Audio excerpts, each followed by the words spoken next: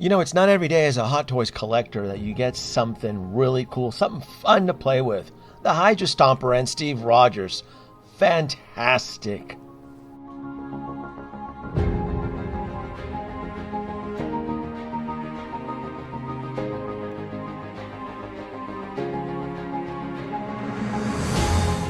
Well, hello folks, Danoby2 here, and thank you for joining me once again on a visual tour.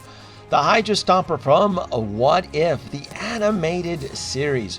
Probably one of the best episodes from the series is the What If of if Captain Carter becomes a super soldier versus Steve Rogers.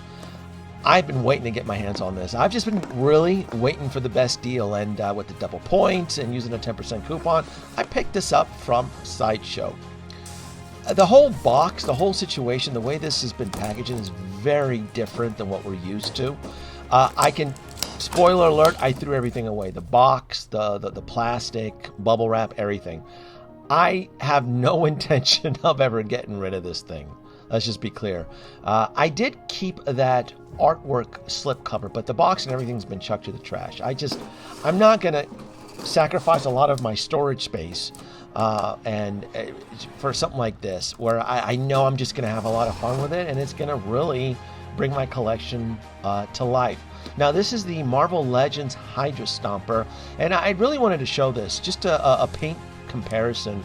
Now, I love the Marvel Legends Hydra Stomper, but it's really night and day with the color palette that what Hot Toys ended up using and what Hasbro ended up using. To me, they both look great, but Hot Toys and their paint scheme and their weathering and detail really makes this pop.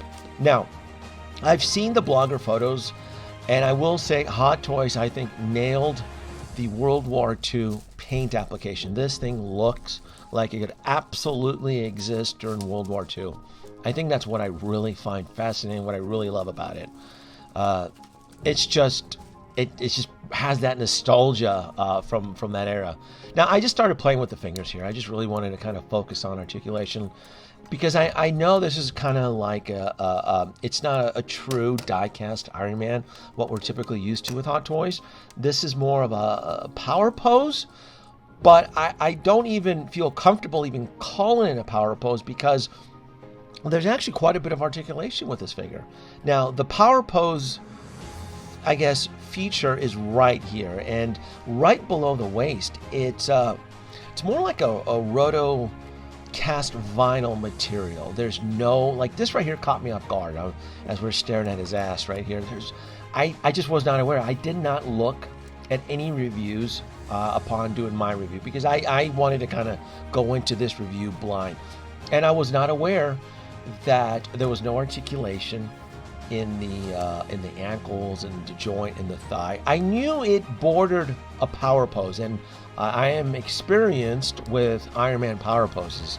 So, and they're typically not for everybody, because it's usually more of an economical version of an iron suit. Some collectors love it, some do not. For me, it really depends on the character. It really depends on, well, what's being made into a power pose, right? If it's the Hulkbuster 2.0, no, that power pose sucks. If it's something cool like an animated Hydra Stomper, okay, I dig it. I can work with this. So below the waist, no articulation, but above the waist, you do get articulation, and I do love that it's a full work in arms. Well, both arms. Fingers articulate, wrist joint, elbow joint. I love the ratchet it makes sound, and you do want to be kind of careful though, because this arm, it kind of looks and feels heavy, and it's being held on by a very, I would say, thin plastic peg on the shoulder. So, but otherwise, this is just me going through the checks and balances, because like I said early in the video, I chucked the box. I want to make sure this is lock, stock, and barrel, so I have no reason to contact Sideshow for any type of returns or anything like that. So, other than that, everything checks out. I will say though, as I'm testing out the arms and I popped the top, I didn't know what to expect. I kind of creep over the edge there. I'm just like, oh, what's in there? I remember I didn't see anybody's reviews on this. I was like, well, I don't know what's in there. So I do want to show this to the audience that it feels like a mystery inside the body cavity, but it's not. It's kind of hollow and kind of bland. I don't know. I guess I was expecting mechanical details and pistons and servos, but no, they're keeping it very minimal for this Hydra Stomper. You can kind of see how it where the joint waist is in the circular. So, and one big factor for the limitations on this is the price point. Remember, let's not forget the Hulkbuster diecast does retail for $1,100. This is half the cost. So to have this in a diecast setup, yeah, it's going to cost a pretty penny. Now let's get back to the accessories. Though I went through all the checks and balances on the actual Hydra suit. I do know it comes with the that awesome rocket pack. I think the rocket pack is probably the icing on the cake on this thing, because I did see the blogger photos and I was just like, oh, this looks badass. And the first thing that went through my mind is like, well, can you mod those the rocket pack? Can you do something to modify it? That's the acrylic flight stand. In the end, I will not be using that flight stand. I'll do it for the end of the video, but I don't intend to have my Hydra Stomper in a flight pose. So I wanted to do this close-up here because I thought this was just incredible, the amount of detail on this for a power pose, and just, it's incredible. I really love this, and it has that nostalgia World War II feeling and effect to it. I did grab a little LED bulb. I just wanted to experiment. I'm like, oh, let me see, what would it look like to have light just peering out of it. And you can buy these little LED little balls on Amazon. You can get like 50 of them for like $20 or something like that. They're really cheap, and it lets you kind of experiment and be creative with it. But yeah, I put a little tack on it, just some fuzz. I just wanted to see what it would kind of look like. It's interesting that this is an animated suit, and the one time that I don't want animated flames, they don't give it to you. That kind of worked out. It was okay. I don't know if I'll end up using that look. Now this is clearly the brains or the heart of the mech suit here. A little white panel there. I'm assuming that's for the arc reactor, and the specs for the batteries. Little magnets, 3 little magnet prongs right there, a little computer diode. So this was interesting. This little brain, and those are the flaps for the rocket pack. Looking at that little computer terminal, I go, yes, this is awesome. Because I wasn't sure if I was going to be able to USB hack the Hydra Stomper, but just looking at this, I'm like, oh, this is a piece of cake. 100% piece of cake. Especially where it's easy to run the wires through the helmet casing. I go, oh, I got this. So if you watched my USB hack video, this is just a regular, I think, leftover USB cable that I stripped already. If you watch my USB, it's really easy. As long as these toys use 3 button cell batteries, you can run 5 volts easy, as long as you know what you're doing, right? There's my 30 gauge wire right there, super black, and it's black and super thin. A little bit of soldering on there, and I got a little bit creative there. I'm like, I think I can just drill a hole through this battery casing, just to make it easier. I will say though, I probably could have gone a bit smaller for the hole, because I just grabbed the first drill bit I had. And that way I can keep the battery casing screwed on, and then I can just run the wires through it. So, and I added some shrink tube, and then I ended up pulling out my glue gun, so I can just secure it. And that is my heat gun there, which I ended up applying a little bit too much heat because the battery casing warped just a tad bit, but that's fine. That's fine. The whole idea is to plug this in via USB. I'm not gonna even waste my time with button cell batteries and get like 15 minutes worth of power.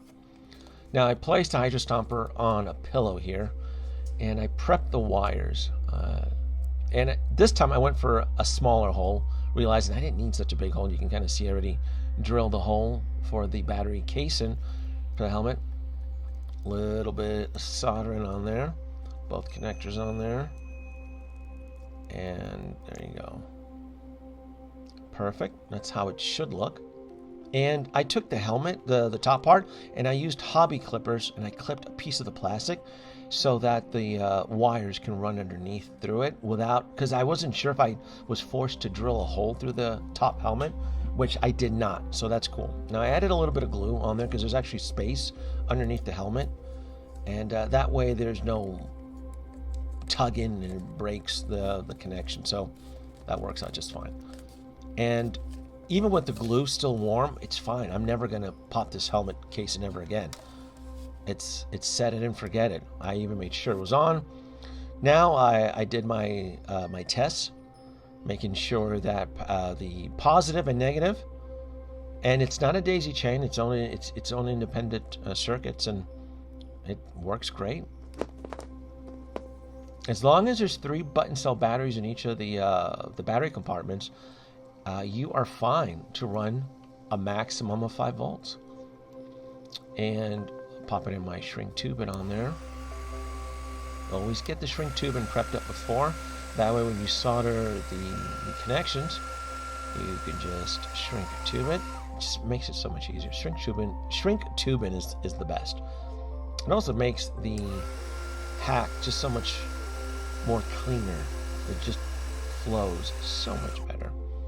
Now let's get to the rocket pack on here and fix these. I think that's correct, right? I'll find out in the comments if I put those pedals in right. I ran the arc reactor wiring through the slip joint, which is perfect, and because there's plenty of space behind there, I was able to just run the wires behind the attachment of the rocket pack, and then it's kept in place with a screw. And you can see underneath the rocket pack, the cables just work, and then twist to make it look nice and clean. There's shrink tube in there just to prevent any pull or tugging on there. But yeah, this is it. And final test. That took about 40 minutes to hack it, both connectors, and there you go. 5 volts plugged in. My Hydra Stomper is ready to engage Hydra. Yeah, the Hydra. It looks badass. I turned off all the lights too to kind of get a cool glow on there. Yeah, this suit was meant to be lit. You know, I was having so much fun with the Hydra Stomper, I forgot all about Steve Rogers. He's cool. It's kind of like a gimmick that you could only get Steve Rogers in his 2-pack. He's not sold separately. And at one point, to save money, I was just going to get the Hydra Stomper, but I'm glad I waited. I used some coupons, a 10% off coupon through Sideshow, which makes it a little bit easier in the wallet. That way I can keep Steve Rogers, because once this Hydra Stomper sells out, this deluxe set, I could just imagine Steve Rogers blowing up on a secondary market. Because there is 2 SKUs. There is a regular Hydra Stomper, and then there's a Hydra Stomper Deluxe that includes Steve Rogers.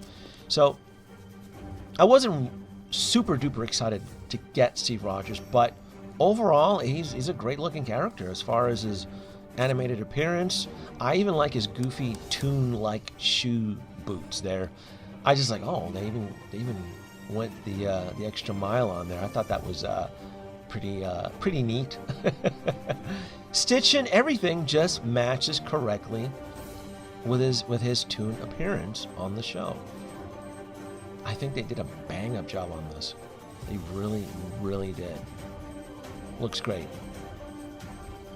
And because I don't have a permanent home yet for the Hydra Stomper, I don't plan on displaying Steve Rogers inside the cockpit.